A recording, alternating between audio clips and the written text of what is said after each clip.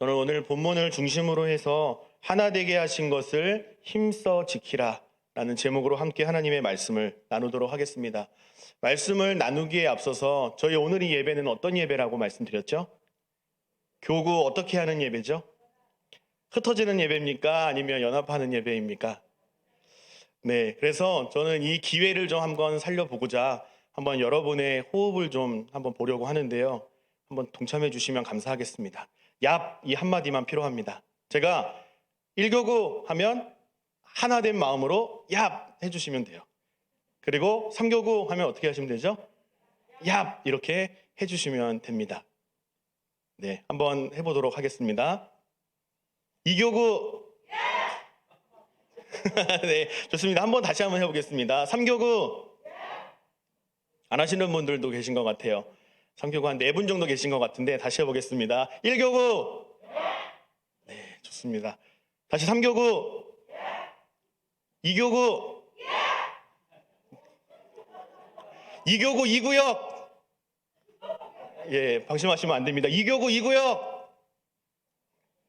네, 없습니다.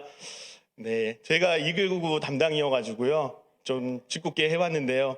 저희가 이렇게 교구 연합 예배로 드리는데 함께 모이기 힘들고 또 서로의 목소리가 듣기 참 어려운 시대 같은데 같이 좀 하나 된 마음으로 이렇게 함께 모였다라는 것을 좀 우리가 좀 기억하자는 의미에서 같이 좀 한 목소리로 했습니다. 오늘 설교 제목이 하나 되게 하신 것을 힘써 지키라 라는 제목인데요. 여러분이 지금 얍 해주셨죠? 구역별로 또 교구별로 얍 이렇게 한 목소리로 너무 한 목소리로 딱 내주셔가지고 저는 사실 조금 놀랐습니다. 저희가 이렇게 한 목소리로 얍 해서 소리를 모으고 마음을 모은 것처럼요. 오늘 이 본문 말씀을 통하여서 하나님께서 우리에게 하나 되게 하셨는데 이것을 어떻게 힘써 지킬 수 있을까? 한번 그것들을 오늘 본문을 통해서 같이 한번 살펴보면 좋겠습니다. 오늘 본문은 사도 바울의 권면의 말씀을 기록하고 있습니다.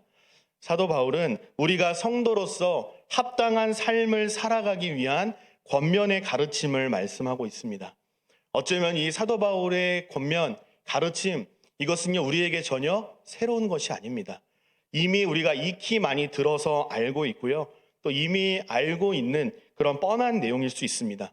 그리고 이미 들었는데 이거는 내 믿음으로는 좀 지키기 어려워. 이건 내가 좀 순종하기 어려워 라고 생각해서 벌써부터 지레 겁을 먹거나 아니면 거부감이 드는 내용일 수도 있겠다라는 생각이 듭니다. 그럼에도 불구하고 하나님께서 우리에게 주신 말씀이니까 우리 천산 공동체에게 주시는 이 권면의 말씀을 있는 그대로 잘 받아서 우리 천산의 공동체를 함께 하나 되어 힘있게 잘 세워가면 좋겠습니다. 오늘 본문 1절은 그러므로 이렇게 시작하고 있습니다. 여러분, 그러므로라는 단어는 언제 사용할까요? 이 그러므로는 이유와 결과를 나타내는 연결 부사입니다. 바울은 이 그리스도라는 단어, 그러므로라는 단어를 사용해서 우리가 지금까지 함께 살펴본 이 에베소서 앞의 부분과 뒷부분이 전혀 동떨어진 상관없는 내용이 아니라 매우 깊은 관련이 있다라는 사실을 알려주는 열쇠와 같은 역할을 합니다. 쉽게 말씀드리면 에베소서 1장부터 이 3장까지의 내용을 그러므로라는 폴더 안에 넣어놨다라고 생각해 보시면 편하겠습니다. 에베소서 1장부터 3장까지는 마치 이론편이라고 한다면요, 4장부터 6장까지는 실전편, 적용편이라고 할 수 있습니다. 1장부터 3장까지는요, 기독교 교리를 다루고 있습니다. 하나님께서는 그리스도 안에서 우리를 택해 주셨습니다. 여러분 믿으십니까? 아멘. 우리의 조건과 자격을 보고 선택하신 것이 아니라 창세 전에 하나님의 은혜로 우리를 하나님의 자녀 삼아 주셨다라는 것이죠. 우리는 하나님의 선택을 받았으나 사실은 자격 미달인 자입니다. 허물과 죄로 죽었던 본질상 진노의 자녀였던 우리를 십자가의 사랑으로 하나님과 화목하게 하셨습니다. 하지만 흠이 없고 완전한 존재로 우리를 회복하신 것이 아니라 여전히 부족함 가운데에서도 그리스도 예수 안에서 신앙의 완성과 성숙을 향해서 함께 지어져 가는 성화의 과정 중에 있는 존재다라고 바울은 말합니다. 여기서 오늘 본문과 연결이 됩니다. 그러므로 주님의 몸된 교회요, 하나님의 자녀로서 하나님의 크신 은혜와 사랑을 경험한 자들이므로 다음과 같은 권면의 내용을 힘있게 실천하며 살아야 할 것을 우리에게 권면하는 겁니다. 바울이 강조하는 권면은 크게 두 가지입니다. 하나는 하나 되는 것이고요, 다른 하나는 지키는 것입니다. 먼저 하나됨에 대해서 우리가 함께 살펴보도록 하겠습니다. 1절 말씀을 좀 보실까요? 1절은 이렇게 되어 있습니다. 그러므로 주 안에서 갇힌 내가 너희를 권하노니 너희가 부르심을 받은 일에 합당하게 행하라 라고 되어 있습니다. 여러분, 1절, 3절은요, 우리가 성경으로 보면, 이 한글 성경, 영어 성경으로 보면요, 1절부터 3절까지 이렇게 절을 나눠서 기록을 해 놓았지만요, 원문을 보면요, 1절부터 3절까지가 한 문장으로 되어 있습니다. 예수 그리스도를 구주로 고백하며 하나님의 자녀된 정체성을 가지고 살아가는 자들의 삶은 어때야 하는가? 어떤 삶을 살아야 하는가? 오늘 설교 제목처럼 하나 되게 하신 것을 힘써 지키는 삶을 살아야 한다라고 바울은 말합니다. 여러분, 바울이 지금 처한 상황은 어떻습니까? 바울이 지금 어디에 있습니까? 어디에서 편지를 쓰고 있죠? 감옥에 있습니다. 바울은 자신을 향해서 주 안에서 갇힌 내가라고 밝히고 있습니다. 에베소서는 바울이 감옥에서 쓴 이 옥중 서신 중에서 하나이지 않습니까? 실제로 바울은 지금 감옥의 투옥 중에 있습니다. 여러분, 혹시 2인 삼각이라는 놀이를 혹시 아십니까? 이해를 좀 돕기 위해서 그림 하나를 준비했는데요.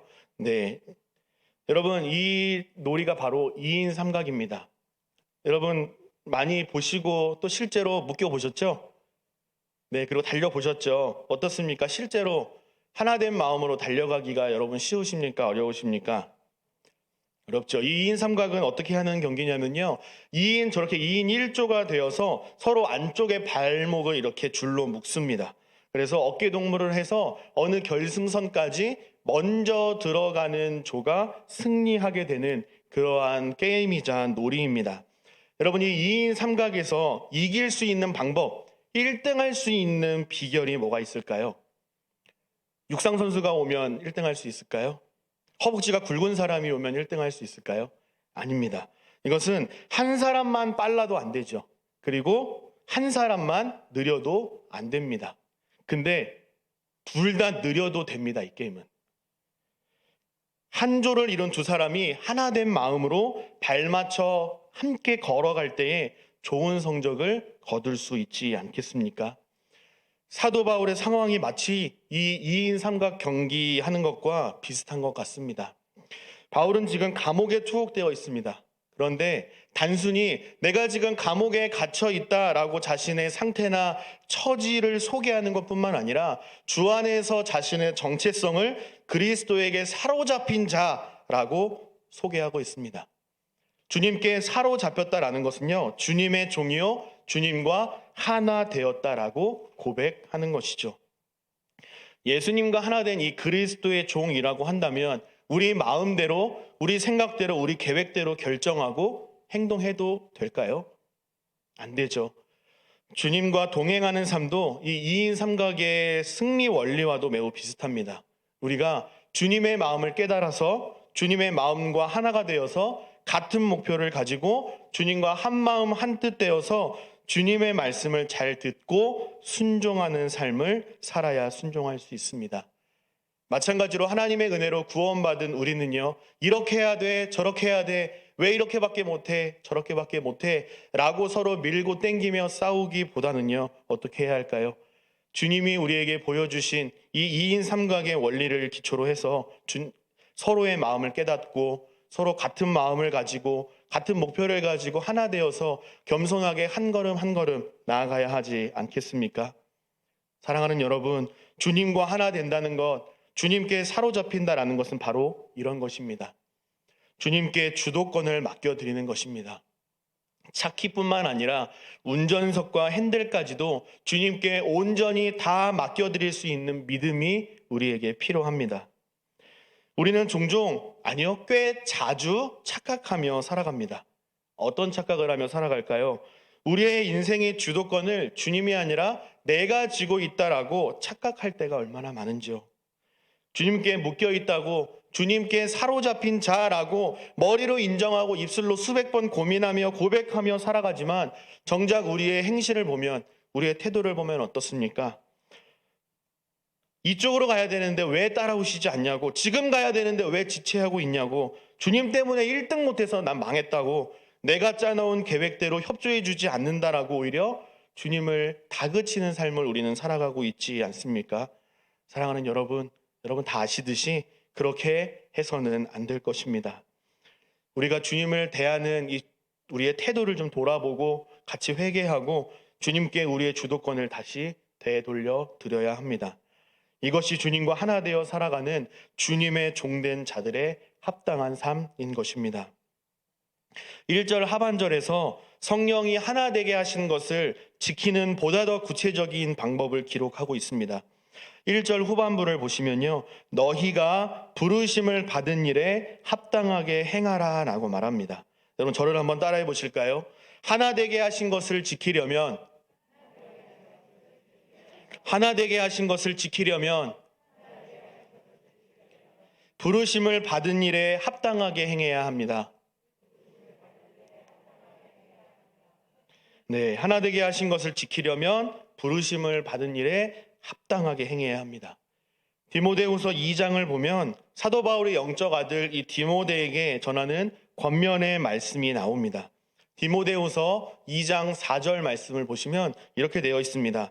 너는 그리스도 예수의 좋은 병사로, 네, 그대로 띄워주시면 됩니다. 병사로 복무하는 자는 자기 생활에 얽매이는 자가 하나도 없나니 이는 병사로 모집한 자를 기쁘게 하려 함이라, 이렇게 이야기합니다. 그리고 그 뒤에 이어서 5절 6절에서는 이렇게 이야기합니다. 경계하는 자가 법대로 경계하지 아니하면 승리자의 관을 얻지 못할 것이며 수고하는 농부가 곡식을 먼저 받는 것이 마땅하니라 그랬습니다. 여러분 얼마 전에 동계올림픽을 잘 마치고 우리 대표 선수들이 금이 환영했죠. 이어서 그저께죠. 금요일부터는 패럴림픽이 진행되고 있습니다. 이번에 베이징 동계올림픽이 잡음이 참 많았습니다. 참 이런저런 소리들이 참 많았는데요. 여러분 무엇이 문제시 되었습니까? 스포츠의 꽃이라고 할 수 있는 이 정정당당을 찾아보기 어려웠기 때문이지 않습니까? 우리가 읽은 말씀도 그렇지만 아무리 결승선에 먼저 들어온다 하더라도 정정당당하게 경기하지 않는다면 세상 그 어느 누구도 박수를 쳐줄 수 없을 것입니다. 우리의 영적인 생활에서도 동일하게 적용할 수 있습니다. 부르심을 받은 일에 합당하게 행해야 합니다. 고린도전서 7장 24절에서도 바울은 이렇게 말합니다.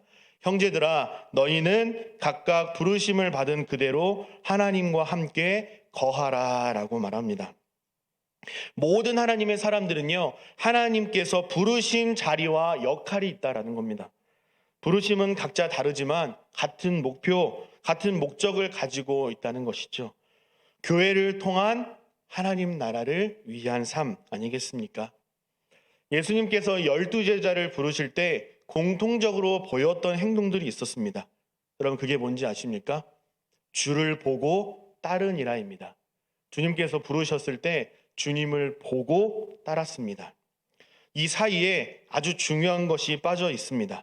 주를 보고 따르니라, 이 사이에 아주 중요한 것이 빠져 있는데 그것이 무엇인가 하면 바로 그물을 버려두고입니다.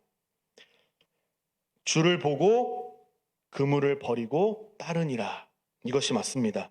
자신에게 익숙한 것, 평생의 수고와 헌신이 담겨있는 의미 있는 물건이 그물이지 않겠습니까? 배도 버리고 심지어 부모도 버리고 주님을 따르죠. 자신의 생계를 책임질 수 있는 생명과도 같은 소중한 것들을 버리고 주를 따랐다라고 말합니다. 여러분 성령이 하나 되게 하신 것을 철저히 지키기 위해서는요, 우리의 노력과 결단이 필요합니다. 우리에게 익숙한 것을 버려야 합니다. 나에게 익숙한 것, 나에게 편한 것, 내가 보기에 좋은 것을 버리고 진리 되신 예수 그리스도, 우리 주님의 말씀을 따라가야 합니다.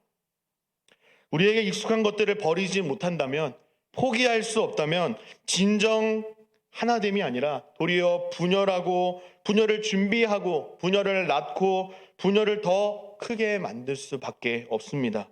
우리는 이 사실을 날마다 기억하며 살아야 합니다.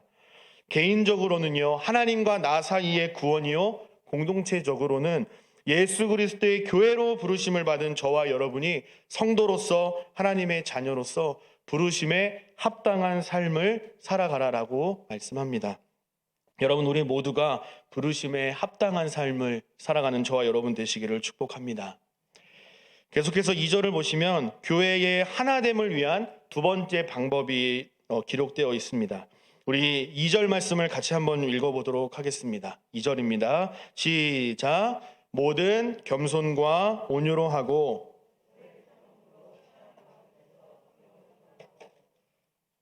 아멘. 여기에도 아주 중요한 영적인 원리들이 있습니다. 우리가 이미 다 아는 내용들입니다. 첫째로 우리는 겸손해야 합니다. 주님이 겸손하신 성품을 소유하셨고 겸손하게 행동하셨기에 우리는 겸손하게 행동해야 합니다. 그러나 주님의 가르침과 반대로 겸손하지 못하고 교만하게 되면 어떻게 될까요? 하나님의 관계에 문제가 생기고 주님의 몸된 교회 안에 분쟁이 생깁니다. 하나 되지 못하고 서로 싸우는 것이죠. 이번 동계올림픽 때 우리나라와 함께 경기했던 스티븐 디보아라는 캐나다의 스피드 스케이팅 선수가 인터뷰한 것이 우리나라에서 화제가 된 것이 있습니다. 그가 인터뷰의 내용을 준비했는데요. 그가 이렇게 말했습니다. 정말 너무 빨랐어요. 앞으로 나가야 한다고 생각했는데 라인 안으로 밖으로 그저 한국 선수 따라만 다녔고 2위를 지킬 수 있었어요 라고 그는 인터뷰했습니다.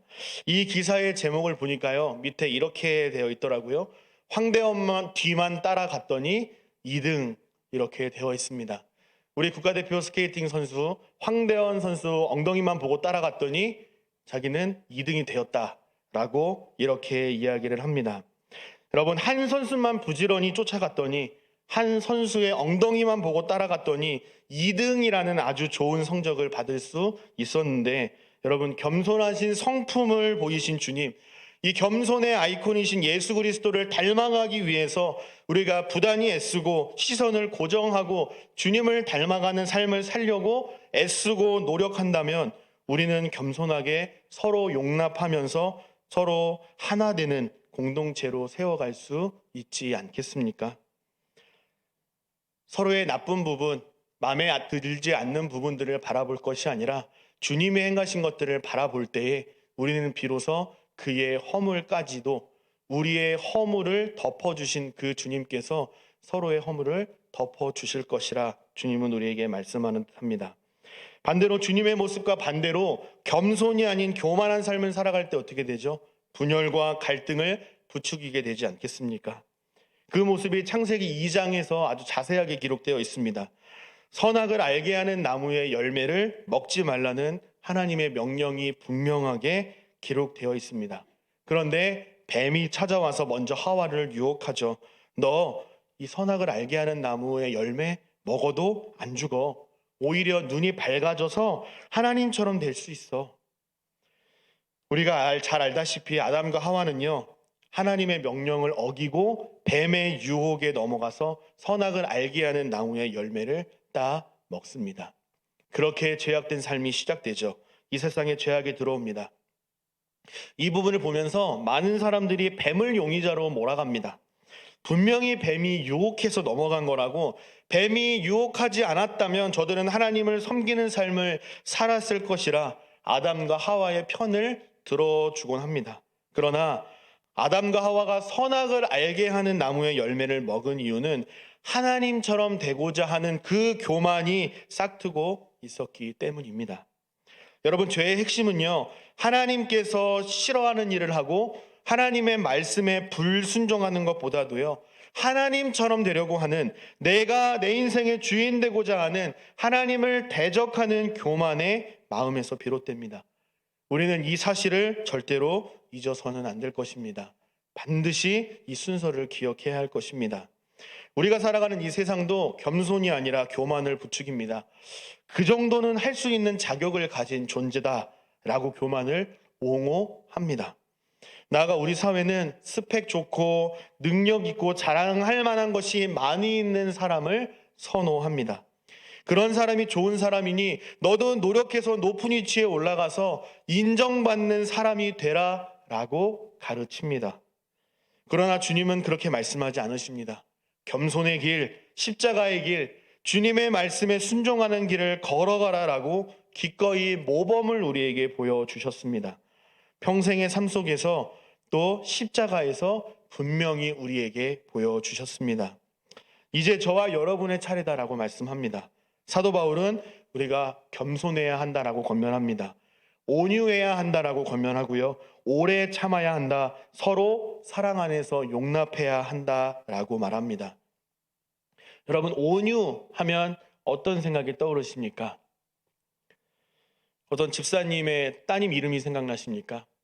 온유라는 이름 참 많죠. 이 온유는요, 소심하거나 줏대없고 자기 주장이 없고 다른 사람에게 다 맞춰주는 것이다. 이렇게 성품을 오해하는 분들이 있는데 그렇지가 않습니다. 여러분, 성경이 말하는 온유는요, 성령의 열매 중에 하나죠. 모든 하나님의 자녀가 갖추어야 할 성품 중에 하나입니다. 매우 중요한 것이죠. 오늘날 가장 신뢰받는 이 성경학자인 존 메가더라는 성경학자가 있는데요. 자신의 이 에베소서 주석에서 온유에 대해서 이렇게 정의를 하더라고요. 천천히 읽어드릴 테니까 잘 들어보십시오. 온유는 통제 아래에 있는 힘이다. 성경적 온유는 하나님의 통제, 하나님의 다스림 아래에 있는 힘이다. 온유한 사람은 되게 조용하고 유순하며 온화하고 절대로 보복하거나 자기 주장을 한다거나 양심을 품거나 자기 방어적이지 않다. 참 온유의 표식 중 하나는 자기 절제다. 온유한 사람은 조건이나 결과가 무엇이든 간에 하나님의 말씀에 기꺼이 반응하며 심겨진 말씀을 겸손하게 받아들인다. 온유한 사람은 화평케 하는 사람이기도 하며 죄지은 형제를 기꺼이 용서하고 그의 회복을 기꺼이 돕는다. 마지막으로 하나님의 기준에서 참으로 온유한 사람은 구원받지 못한 자들을 향해 바른 태도를 취한다. 그는 우월감을 갖고 이들을 얕잡아 보지 않으며 자신이 전에 잃어버린 자였다는 것을 하나님의 은혜가 아니었다면 여전히 잃어버린 자라는 것을 알기에 도리어 이들의 구원을 간절히 바란다라고 말합니다. 오래 참음도 비슷합니다. 오래 참음도요, 어느 순간 갑자기 득도해서 뿅 하고 생기는 것이 아닙니다. 겸손과 온유에서 비롯되는 것이 바로 오래 참음입니다. 오래 참음은 느긋하고 여유로운 사람이다, 이렇게 오해하는 경우가 있는데 그렇지가 않습니다. 오래 참는 자들은요, 하나님을 바라보는 믿음으로 환경을 견디고 굴복하지 않고 도리어 승리하는 자를 말합니다. 다시 한번요. 오래 참는 자들은 하나님을 바라보는 믿음으로 환경을 견디고 굴복하지 않고 도리어 승리하는 자라고 말합니다. 하나님의 약속을 받은, 우리가 오늘 오전에도 살펴본 아브라함도 그랬고요. 또 노아는 어떻습니까? 비 한 방울도 오지 않는 광야에서 배를 만들라는 이 하나님의 말씀에 불평하지 않고 순종했습니다. 사람들이 손가락질 하더라도 하나님의 말씀에 순종하는 삶을 살았습니다. 사도 바울도 고난과 역경 가운데에서도 인내하며 주를 위해 끝까지 헌신하지 않습니까? 이들이 보여준 모범은 무엇이었습니까? 이들은 하나님의 약속이 지체되는 것 같아 보여도 하나님의 계획을 의심하거나 불순종하지 않고 끝까지 기다리며 하나님을 신뢰하는 태도를 견지했던 것들을 볼 수 있습니다.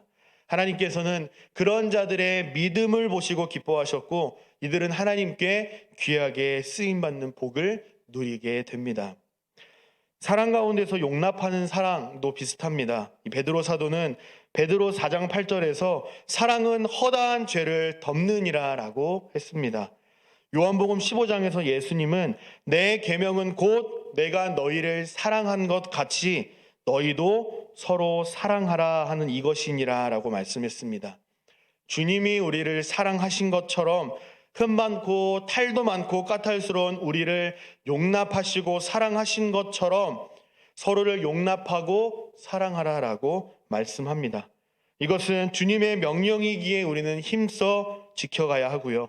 주님이 친히 모범을 보여주셨기에 우리는 할 수 있고 기꺼이 지켜가기를 힘써야만 합니다. 이것이 바로 오늘 바울이 우리에게 알려주는 성령이 하나 되게 하신 것을 힘써 지키는 비결입니다. 따라서 사도 바울은 3절에서 성령이 하나 되게 하신 것을 힘써 지키라라고 권면합니다. 여기서 지키라라는 말은요, 이미 소유하고 있는 것을 잃어버리지 않도록 지키는 것을 말합니다. 에베소서 1장부터 3장에서 살펴본 것처럼 창세 전부터 지금까지 진행되고 있는, 그리하여 우리의 삶에 우리 손에 쥐어진 바 된 소중한 영적인 이 가치들을 하나도 잃어버리지 않고 땅에 떨어뜨리지 않고 힘써 지키는 삶을 살아야 할 것을 우리에게 권면합니다. 성령이 하나 되게 하신 것을 힘써 지키는 삶이 곧 부르심을 받은 일에 합당하게 행하는 삶이라 바울은 강조합니다. 끝으로 그러면 우리가 왜 성령이 하나 되게 하신 것을 힘써 지켜야 하고 부르심을 받은 자답게 살아야 하는지 그 이유를 4절 6절에서 기록하고 있습니다. 우리 4절 6절 말씀을 함께 한 목소리로 읽어보도록 하겠습니다. 에베소서 4장 4절부터 6절 말씀입니다. 시작. 몸이 하나요 성령도 한 분이시니